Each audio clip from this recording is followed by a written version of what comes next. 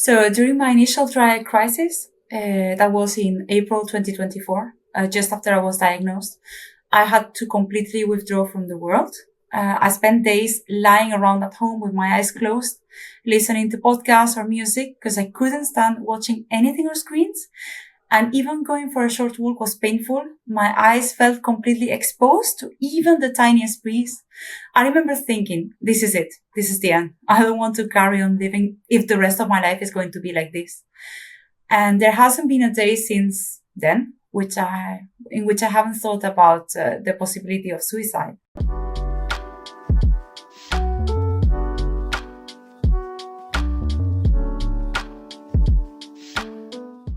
Just to start off, so you are the president of the Isotretinoin Victims Association in Spain. Is that correct? Yes. Can you give me a little rundown on what that organization does? Okay. Well, it's one of the only positive things that have come out of this very difficult situation I've had with my eyes for over a year now. So what happened is I will tell you the story more in depth. But when I got diagnosed, I was so angry because of what had happened to me and what kept happening to so many people around the world. So I got in touch with other victims, and that's how we formed the association. That was in July 2024. And so far, what we've done is create more awareness. We are we contacted, for example, the Spanish Association of Optometrists, and they produced a video explaining how Accutane affects your eyes, which was great to me. And also we want to contact more organizations. We are collaborating, of course, with associations from France, Italy, Germany. And because, of course, the goal is not just to get recognition of post-Accutane syndrome in Spain, but around the world. Yeah. I think we're better together. So this is not something happening in Spain. Right. Absolutely.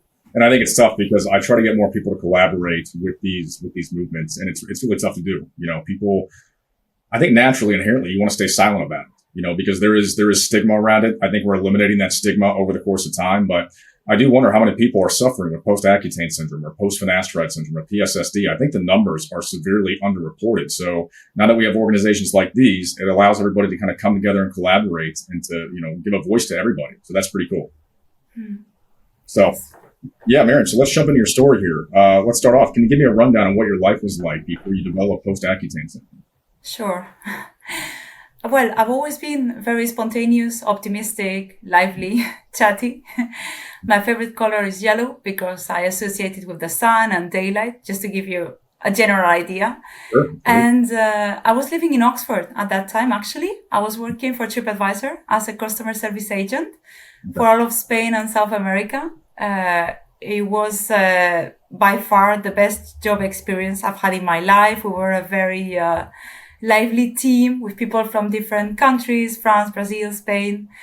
Aside from work, I was always outside when the weather was nice, which doesn't happen ever so often in the UK.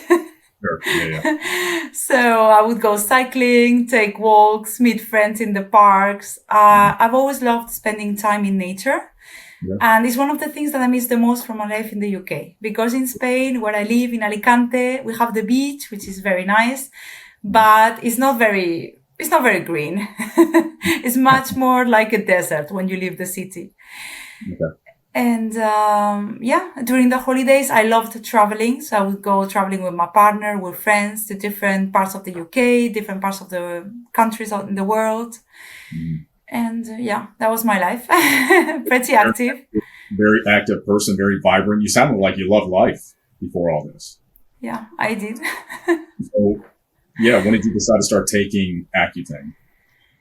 Yes. So I've had mild, moderate acne on my face and back since I was 12 years old.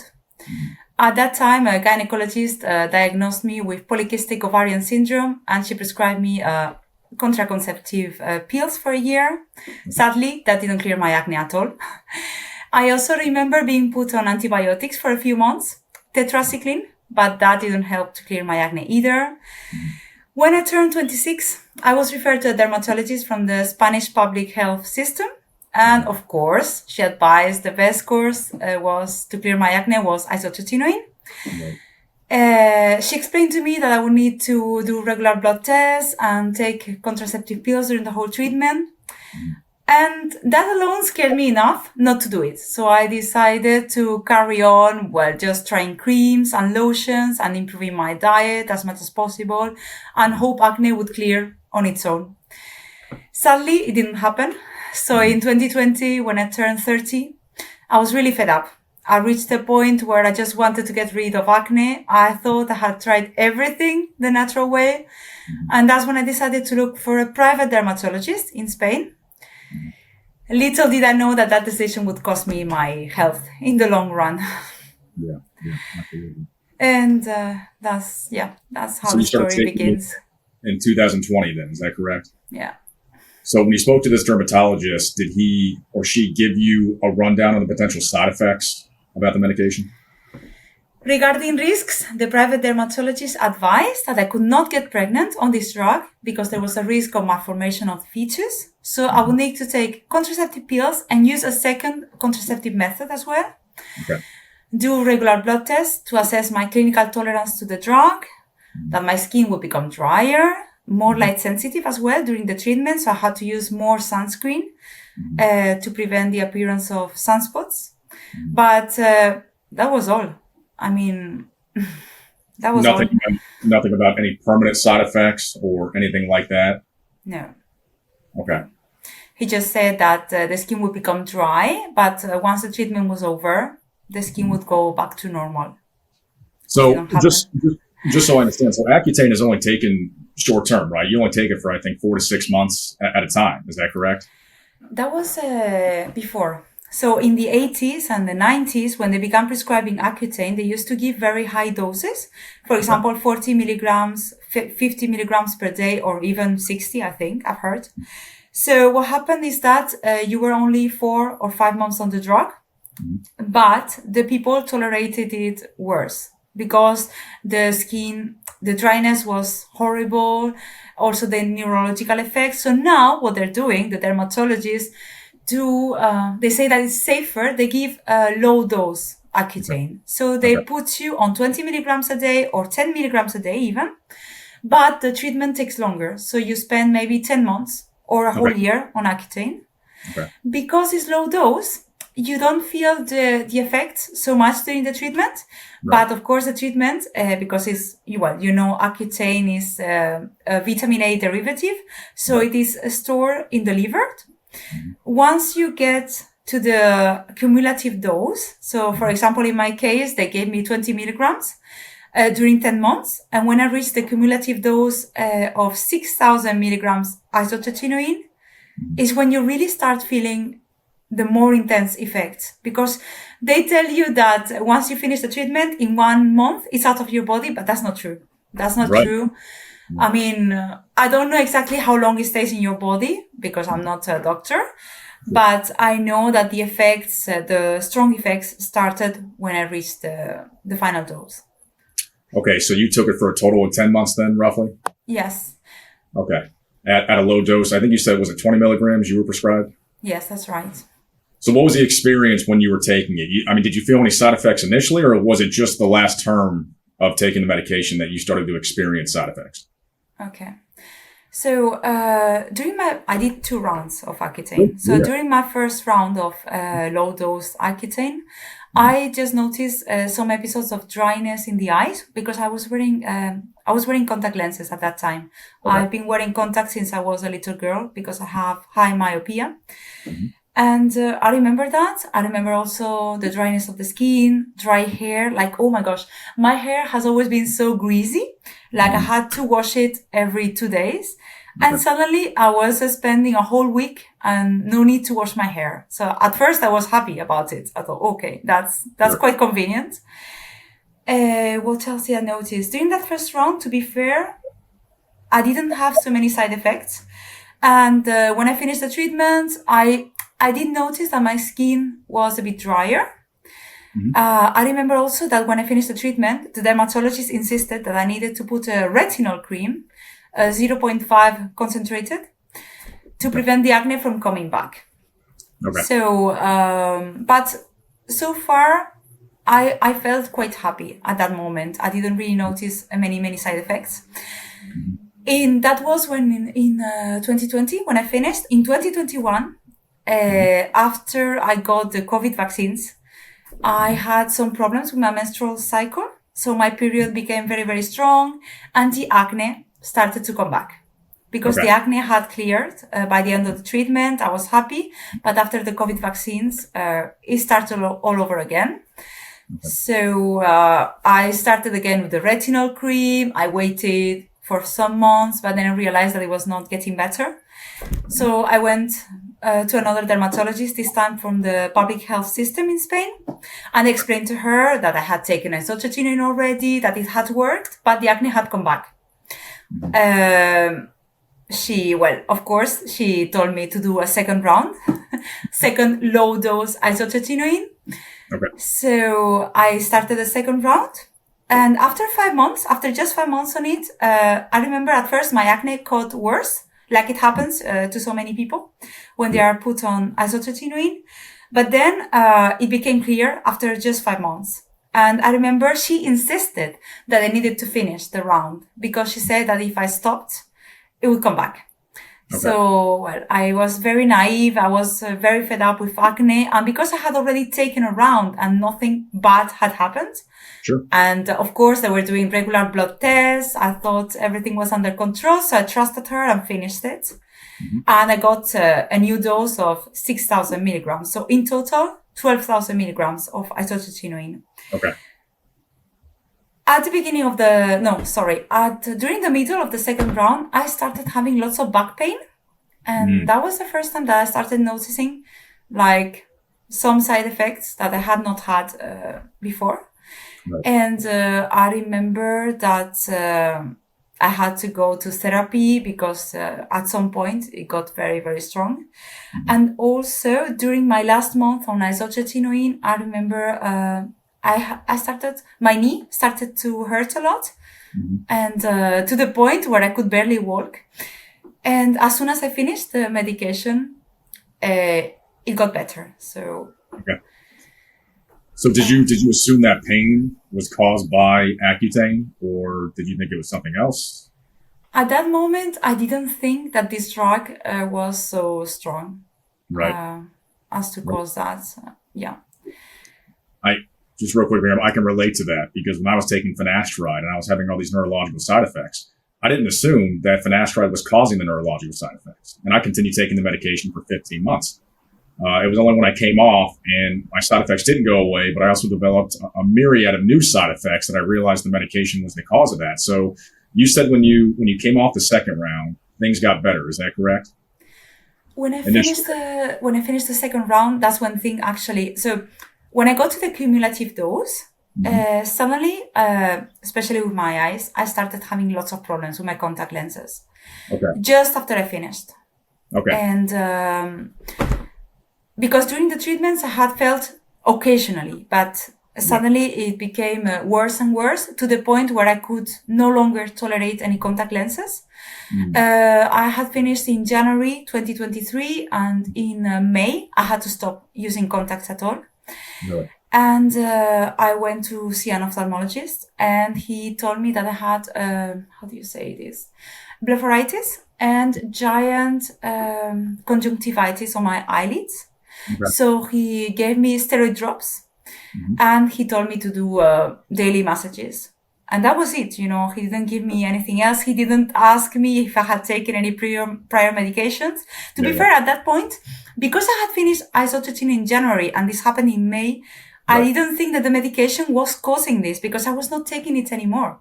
Of course. Yeah. That makes sense. So when did you officially make the connection then that maybe Accutane had caused or was causing these symptoms? Yeah.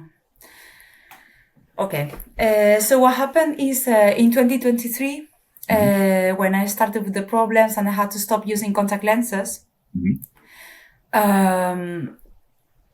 As time went by, I became more and more frustrated because my life had, I was using my contacts for all the sport activities. I I felt very limited, and also my self-esteem, because I didn't like seeing myself with glasses. Maybe it's not something very serious, but for me, I was used to doing my life free of glasses. I even considered actually getting refractive surgery at that point.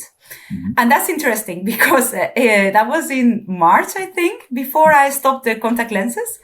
And I went to do so they do like a pre-surgical assessment before the surgery. And they told me that my eyes were healthy and they were perfect candidates for the surgery. Wow. Wow. And I later realized that when they do these evaluations, they completely ignore dry eye testing, even though it's a very common complication after these procedures. Thankfully, at that moment, I was lucky enough because I stumbled across a Refractive Surgery Victims Association online. And I started reading all these stories from these people who had the surgery and they had all these complications. And I changed my mind. I decided to stay with my glasses. Yeah. But so in April, so I went to these ophthalmologists who got me on steroid drops, and because after a few months I got a bit frustrated, I saw that nothing was getting better. I went to another ophthalmologist who was also convinced that my problem was an allergy to the contact lenses. So he gave me antihistamine drops.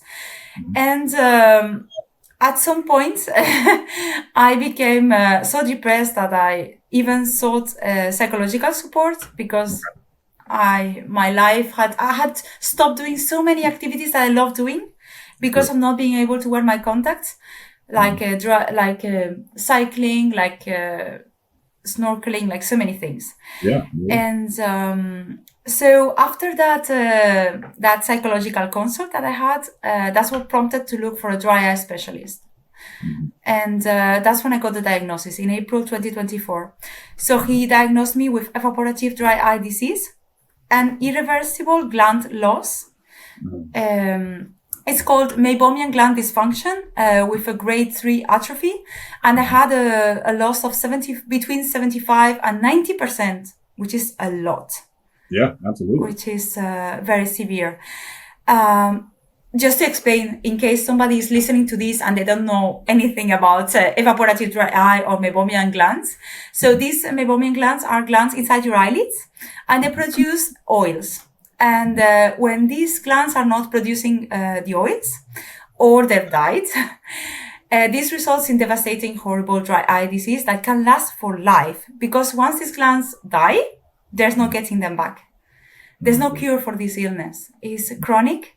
And the only thing you can do is try to manage the symptoms as best as you can. But so he didn't tell me what was the cause for the disease. But of course, I went home and I researched on my own. And that's when I found that isotretinoin was the culprit of my suffering. When I realized what had happened, I had an anxiety attack. I wanted to die, honestly, that night when I discovered this. I thought I felt so stupid because of having put my trust in the dermatologists. Yeah. And after this anxiety attack, the severity of my symptoms became horrible. And I had to stop working. So I've been on sick leave for more than a year now because of this illness. Yeah. So it has really jeopardized my whole life. Do you have any additional side effects from taking the drug Accutane? Yes. So during my initial dry eye crisis, that was in April 2024, just after I was diagnosed, I had to completely withdraw from the world. I spent days lying around at home with my eyes closed, listening to podcasts or music because I couldn't stand watching anything on screens. And even going for a short walk was painful. My eyes felt completely exposed to even the tiniest breeze. I remember thinking, this is it. This is the end. I don't want to carry on living if the rest of my life is going to be like this. And there hasn't been a day since then in which I haven't thought about the possibility of suicide. After so many dry eye treatments, the neuropathic pain makes it very difficult to live. And sometimes the symptoms become so overwhelming that I struggle to concentrate even when I'm having a conversation with a friend. Spending time on screens is challenging, and I find myself unable to work in an office setting due to air conditioning and heating. Joint and back pain with diagnosed generalized cervical disc desiccation and pateral chondromalacia grade 2 due to a significant loss of cartilage on both knees are also two issues that keep me quite worried at the moment. I'm going with a traumatologist. I'm not sure how to say that word in English, but I'm getting PRP injections on my knees, and hopefully that should stop the loss of cartilage from going any further. I think we already discussed it, but advanced osteopenia equivalent to a menopausal woman, the diminished ovarian reserve compared to normal parameters for my age group, and also the generalized dryness in all mucous membranes, mouth, nose, vagina, my period, which has shortened to 2 days instead of 5. I've talked to other women who've also taken isotretinoin, and they told me similar stories. Digestive issues. I think you already mentioned Crohn's disease. I don't have that at the moment, but I've been diagnosed with acid reflux and intestinal dysbiosis. That has been going on for several months. Actually, just 4 months when I finished my second round of Accutane, I was poorly with my stomach for a whole month. Everything I ate, I had to rush to the toilet. It was horrible. But at first, I didn't think it was related to isotretinoin because that was 4 months after the treatment, like so many people who don't make the association in their heads. Alopecia, dry and thinning hair. I have had to pay for expensive treatments. I take daily vitamins and buy expensive hair products. And thankfully, it has gotten better. But while I was taking both isotretinoin rounds, my hair was falling a lot. And it's now changed. Like, it used to be greasy and now it's very dry. I have to take care of my hair a lot now. And I've spoken to also other women who have had the same issue. Actually, in our association, there's a woman whose son took Accutane, and just after Accutane, he was put on Finasteride because of the hair loss. Oh my God. That's crazy. Yeah. Which that may have compounded the effects. If he was dealing any side effects from Accutane, that may have just become worse by taking Finasteride too. Yes, definitely. And also gut issues. I think in the end, Accutane destroys your gut, and that affects your hair. It affects so many things. Right. Also, I still get acne breakouts, especially around the time my period comes, because the root cause was never addressed. Right. Yeah, no, Miriam, I really appreciate you sharing all that. It's kind of the same thing for me with taking Finasteride. I took it for minor hair loss. And then when I came off, my hair loss just became totally worse. I probably lost 60% of my density in a matter of probably 6 months after coming off. But yeah, what this shows for you is that it's not just dry eyes. It's systemic, and you've got all these other issues on top of that. I mean, that's very life ruining. And I completely understand that. So I appreciate you sharing all that. Yes. And I've been on sick leave for 18 months now, unable to work. Also, the economic burden of all these things is crushing. Treatments, for example, dry eye treatments aren't covered by public or private insurance. And it costs me around 500 euros a month. If I add all the supplements, all the treatments, like LipiFlow, for example, a single session of LipiFlow in Spain can reach up to 1,000 euros. Which maybe is not a lot in the United States, but in Spain is nearly the medium monthly salary that you get. Oh my goodness. Yeah. And shattered personal dreams as well, like motherhood, for example, in my case, because it has damaged my ovarian reserve. I honestly, sometimes I feel like my life has been put on hold since a year and a half. I'm centered, like it all revolves on managing my severe chronic dry eye symptoms and trying to control all these conditions triggered by Accutane while trying to prevent further deterioration. But that's not living. That's just surviving is what that's it is. Surviving. No, Miriam, I'm so sorry that happened. And look, I understand kind of kicking yourself for putting trust and faith, I guess, in the dermatologist or medical system, but we didn't know any different. I've always put my faith in doctors. I would never think a doctor would prescribe me something that could potentially be dangerous to my health. Or if it was, they would at least give me some type of informed consent. Let me know, hey, this could potentially cause irreversible side effects. And so you have to make that decision for yourself. But most of us didn't receive that type of warning. Yeah. It's unfortunate. And So, it's weird because this medication has been on the market. It's not like something new that just came out. It's been since the 1980s, and yeah. so many people have taken it. So you cannot imagine that it can be so deadly. 100%. I think I told you I interviewed Dr.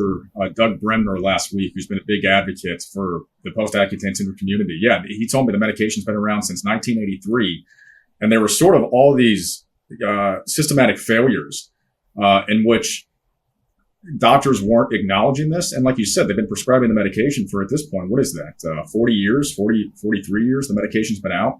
I think it's honestly underreported at this point because I think there are a lot of people who probably took the medication. They're now dealing with side effects that they haven't connected over to Accutane, And the thing is, too, it's wild that these symptoms start is when you come off the medication, within several months or within several weeks. And I think for that reason alone, a lot of people think, well, it has nothing to do with the medication at that point. So no, my heart goes out to you. I'm so sorry. So when you finally made the connection that Accutane had caused these dry eye symptoms for you, did you go to any additional doctors and talk to them about it, or any dermatologists? I mean, what was your response to that? Yes. So it took me 3 ophthalmologists to get my initial diagnosis. And after that, I've been to over 10 dry eye specialists in the entire country who offer different treatment options to alleviate the symptoms, corticoid drops, intense pulse light, IPL, LipiFlow, immunosuppressors like cyclosporine, which is a very common treatment for dry eye, platelet-rich plasma drops, lacrimal plugs, which I have on both my eyes. Yeah. I even was advised, if nothing else worked, of cauterizing the tear ducts, which is something I'm considering at the moment. But it's irreversible, so I'm a bit scared to go that far. But to be fair, I'm quite desperate, so I'm ready to try anything at this point. No, Miriam, I hear that from a lot of people who are suffering with these post-drug syndromes. You are desperate for relief, whatever that might be. That's why people try so many, volatile and potentially dangerous treatments just to try to find some relief from all this. It's interesting you're dealing with the dry eye issues. If you see me in my interviews, I'm wiping my eyes consistently because I have dry eyes now. I do wonder if finasteride may have caused that for me because it's very excessive at this point. My eyes water probably, 70% of the day, and it's frustrating. I'm always wiping my eyes. I mean, it's just that one thing alone is frustrating for me. So my heart goes out to you. I really do understand what you're going through.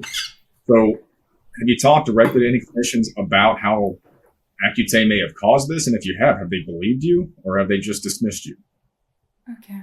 First thing, what you just said about finasteride, I read, there's a very nice website it's called Second Life Guide, and it talks about, are you familiar with it? It talks about finasteride, yes.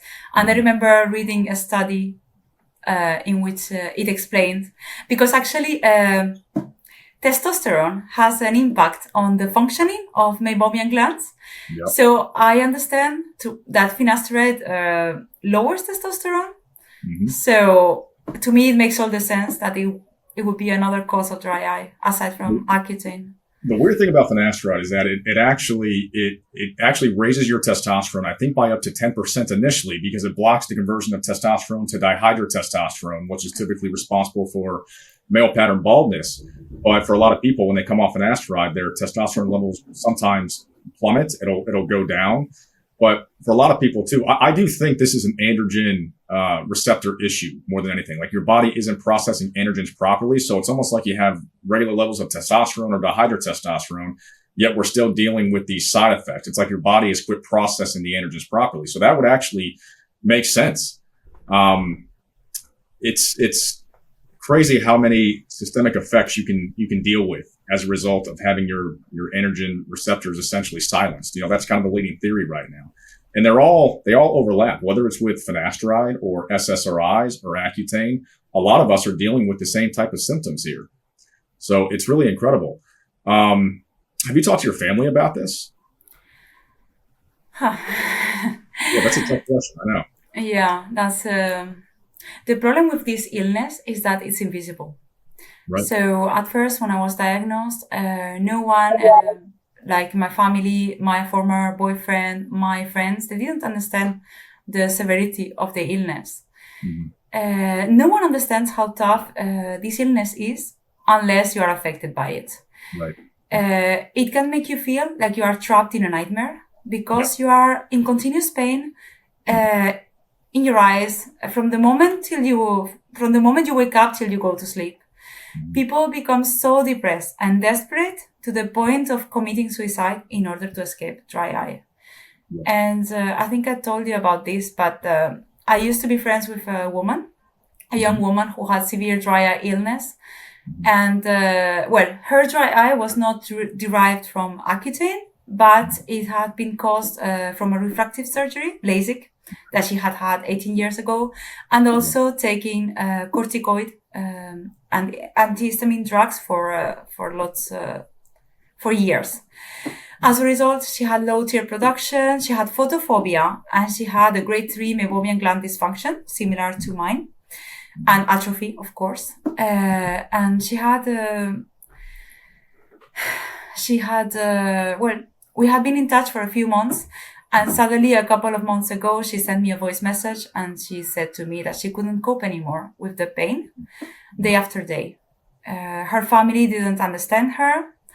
The psychologist told her that she needed to focus on other things. But I mean, that's the theory. But how can you focus on other things when your whole life is conditioned, when you are in pain all of the day? And in her case, it was so severe that she couldn't even go for a walk.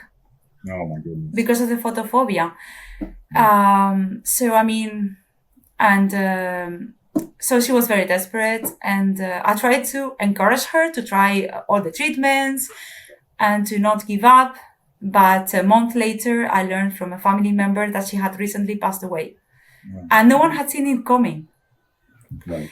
I remember her saying to me once that she was in the street and she was looking at older people. And, she was thinking about these people that they were just happy, they were going on with their lives. And she was thinking, why are they so happy? And why am I in so much pain being so young? And that got me thinking that this illness, dry eye illness in young people, is just something that is not natural. It's man-made. It's a man-made illness. It's iatrogenic harm induced, in her case, by refractive surgery and medication. And in our case, by Finasteride, by Accutane. But I don't know. I think it's really sad because in life you can have an illness, but to have an illness caused by a drug that you took for an aesthetic issue. Yes. I mean, it's horrifying, and it's a universal experience for everybody who's going through this. You feel so isolated, you feel so lonely.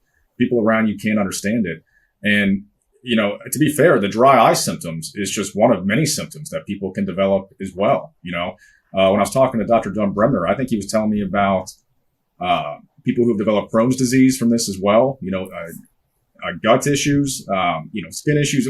We went through the whole, him and I, when we talked, I was telling him about some of the anecdotes I heard from people who develop muscle loss, skin changes, premature aging, the cognitive dysfunction, the sexual dysfunction. I mean, the list goes on. And you just take one of those symptoms and you make it permanent for somebody and expect them to live like that. I mean, it's not sustainable for many people. Your life completely changes. And I'm sure you've dealt with the same thing too as your friend did, where you go out and you look at people who are enjoying their lives, they're happy, they're vibrant, and you feel envious of them, and like you said, it's invisible. So they look at you and, you look healthy. You look like you have no issues. Which makes you feel more isolated and alone. So you try to talk to them and explain to them kind of what you're going through, but people just can't understand it because they've never experienced it themselves. I can relate so much to that. And I'm so sorry about your friend. That's absolutely horrible. And I think I hear stories like that, and I wonder how many people have taken their lives from these post-drug syndromes that are unaccounted for. The numbers are probably in the thousands if I had to guess. And they just always attribute it to something else too. Maybe you have depression or anxiety or a nocebo effect. I always hear all these different things from doctors and clinicians saying these medications can't cause these issues. It's just it's unbelievable. So I guess going back to you, your family really hasn't been receptive, or they haven't really, understood your position at this point. Just to clarify. Regarding my family, at first they did not understand at all. And some members in my family have been more supportive than others. Let's just say that. Like, for example, my younger brother has been super supportive. And he's been coming with me to lots of doctor appointments, because that's another thing. It's not just the family that doesn't understand. Sometimes it's the doctors. Yes. Yeah. Sometimes I've found myself arguing with so many doctors just to get further tests, because they wouldn't believe that Accutane was the cause behind, because dry eye illness is the worst thing that has happened to me, but I've had other conditions develop over time. Right. And I have chondromalacia on my knees. Do you remember I told you that during the last month, my knee was hurting a lot? So I went to a rheumatologist, and I had an MRI on my knees, and they found that I had, cartilage. The cartilage in my knee was very insufficient. It's like an older woman, but I'm just 35. Yeah. Also, I have osteopenia. But osteopenia, advanced osteopenia, which is in a level which is similar to a menopausal woman. Yeah. And something else that I have discovered with time that came not a very nice surprise. I went to my gynecologist because after Accutane, after a few months, my period also changed. So I used to have 5-day period, which is the normal thing for most women. And suddenly it shortened to just 2 days. And I also had vaginal dryness. I had that during the treatment, but once I stopped taking isotretinoin, it didn't get better. Yeah. And while I was checking all these issues, I found out some studies that... at first, my gynecologist said to me that my ovarian reserve was very low for my age, lower than it's supposed to be. And then doing my research, I found several studies on PubMed in which there was an association between isotretinoin and a detrimental ovarian reserve in many women. Okay. And that's something that really made me very, very angry, because I'm aware that they are giving this drug to teenagers and to very young girls. And at no point was I warned about this. And I think every woman should have the right to decide if they want to become a mother. Mm-hmm. It's already very difficult nowadays to get pregnant for many, many women because, because of our society, our style of living, or of our diet. So it's already hard for many women to get pregnant, and you are giving this drug to young teenage women, and it's going to affect their ovarian reserve, and you are not telling them about this. It's horrible. There is no informed consent for these drugs. And a lot of it just has to do with the fact that I think a lot of doctors just have no idea that the drugs can cause these symptoms. When I released that interview with Dr. Doug Bremner, I think it's going to clarify some of these reasons why the medical system has sort of suppressed this information and why they continue to prescribe these drugs without knowing just, again, how dangerous they can be. So, yeah, it's not just the dry eyes you're dealing with. I mean, you have, several other symptoms that you're dealing with, and you were never warned about these properly. Yeah. So my heart goes out to you. I'm so sorry. Actually, I would like to show you. That's like, I don't know if you can see, that's a humidifier that I'm using when I'm on a screen. Mm-hmm. And these are my normal glasses, but most of the time when I'm on a computer, my eyes cannot, like now I've had to put a gel on my eyes, but if not, I have to wear this. And this is these glasses are not pretty at all. It's horrible, but and they are, they have a silicone thingy here, and they are like the glasses, like the goggles that you use for swimming. Many people with severe dry eye illness, they have to live like this with these glasses all the time. They get foggy. They are not comfortable at all. They are heavy as well, and they are not pretty. Let's just Do say. they at least help a little bit? I mean, do they help alleviate the symptoms a little bit? They help alleviate the symptoms, of course, because your eyes are like if you were swimming in a swimming pool, there's no air coming in at all. Sure. So it helps. But I wanted to show you that. No, I appreciate that. We have to make so many different modifications to our lives at this point just to try to get any relief from our symptoms, I'm trying to think. I mean, for me, even just my diet has had to change. I got to be very careful about eating too many carbs because it exacerbates my issues. So I don't go completely keto, but I do eat less carbs than I used to. I have to make these changes to my lifestyle that I never had to do before because of this harm done by this medication. So I understand. My heart goes out to you. It's really tough. Sorry. No, I appreciate it, Miriam. Just real quick. So you went through all the questions very well. I do appreciate that. You're very thorough in your explanation. Before we hop off here, do you have any closing statements or anything else you'd like to tell the audience? Oh, yes. Yes, I would like to tell you something that now looking back, I've had the time to reflect a lot on how I got to isotretinoin. And one thing that came back to me is during my first consultation with the private dermatologist, I remember I asked him whether diet influenced acne. Because it was something that I had noticed over the years.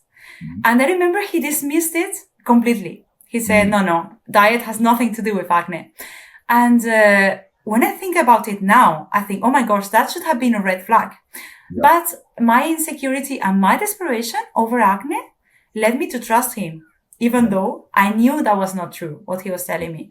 And I think sometimes we can get overly obsessed with tiny aesthetic problems like acne, hair loss, and that can cloud our judgment in very dangerous ways. I strongly believe now that you will take the best health decisions in life from self-love rather than from insecurities. Right. And also, isotretinoin, as you just said, was first marketed in the 1980s. At that time, there were not many options for treating acne, and there was very limited knowledge about nutrition and supplements. But today we are, like you said, 43 years after, we are in 2025. We have advanced aesthetic treatments like intense pulse light, IPL, laser. We have a greater understanding of diet and supplements and their importance in managing skin conditions. One has to ask, why do dermatologists still prescribe isotretinoin nowadays, which is a drug that was designed for cancer, when it doesn't target the root cause of acne and when it's a ticking time bomb for your long-term health? It just makes no sense to me why they would continue ruining young people's health. Yep. In fact, actually, I recently spoke to a dermatologist, and this was shocking because I went to a dermatologist because I still have some acne breakouts. It hasn't cured my acne. And he told me that he was not fond of Accutane. Oh, yeah. He didn't, and he had taken many patients out of it. And to put it in his own words, he said, it's poison, no matter the dosage in which you take it. Wow. That's incredible to have a dermatologist acknowledge that. That's really incredible. Yes. No. I wish I had recorded it. I bet. That's really incredible. I think the thing is too, I'm willing to recognize the fact that people have taken Accutane without dealing with, long-term side effects. Same thing with Finasteride or SSRIs. But at the end of the day, it's a gamble, and you have no idea how your body's going to react to it. And if they're going to keep it on the market, at the very least, people need to receive that true informed consent. And they got to have an entire list of what can happen. It can cause sexual issues, physical issues, neurological issues, and these issues may not go away. And within all that, those categories right there are subcategories of what you can experience, The list just goes on. I just wish more doctors acknowledge this and gave their patients true informed consent. That would save a lot of people. And I think if you just saw, I've said this a lot, if you just saw the word permanent, on the leaflet, or potentially permanent, that would be enough to deter people from wanting to take these drugs. And what makes it tough too is that, look, everybody cares about how they look. You want to look your best. I completely understand that. But to jump straight to a medication or a pharmaceutical that does have these risks, that's just not appropriate, if you ask me. You know, you can change your diet, you can change your lifestyle, and that's not necessarily going to work for everybody. But I think you need to go through these options first before you immediately jump to taking something as powerful as Accutane or as powerful as Finasteride. But yeah, like I said, people need to have that true informed consent. And also, Mark, is what you said, like we are in a world where appearance is very, very important. Yeah. And, social media, TikTok, like we recently found a dermatologist who is, how do you say? She's talking about Accutane in TikTok. And she's saying that it's a marvelous treatment, that is super safe. And she's trying to convince people to take it. Yeah. And people not to worry about all these side effects that they read online. That is, she said that there was marketing, fear marketing, something like that. Fear mongering. Yeah, we hear the same thing in the PFS community. We're just fear mongers trying to deter people from taking this medication for whatever reason. I mean, people conflate fear mongering with the truth, right? We're just telling our stories here. This is the God honest truth. It's not fear mongering. That's just, if you're uncomfortable with that, I'm sorry. It's just, the fact is, this is what happened to us. So I see those type of social media posts all the time from different social media influencers, from doctors, from dermatologists, trying to shut down the risks, right? Trying to water down the risks of these medications. Yes. And again, it's like at the end of the day, look, just be honest with people. Tell them what can happen. It's not necessarily going to happen to you, but wouldn't you want to know that before you take the medication? Especially when you're somebody who, let's say you're 15, 16 years old, you have a few pimples on your face. I know that sucks, but in due time, that could go away on its own. Or again, if you change your diet or your lifestyle, that could help cure the issue right there. So we just try to mask all of these issues that we have by taking pharmaceuticals. And again, that's where it gets dangerous. So I couldn't agree with you more. Yes. Also, I wanted to say that, I mean, dry eye glasses are not pretty. But as Giselle Pellicot rightly said once, I believe that shame has to switch sides. Sure. Yeah. If you are making these to young people, you should feel ashamed. Yeah, absolutely. No, Miriam, I really appreciate all that. Thank you so much for coming on this channel and for sharing your story. It's really important, and your voice is going to make a difference in this movement. I hope so. Thank you again, Mark, for having me and for all the hard work you are putting into being a loud voice for the silent sufferers of iatrogenic harm all around the world. Absolutely. Thank you so much, Miriam. Really appreciate that. Thank you so much.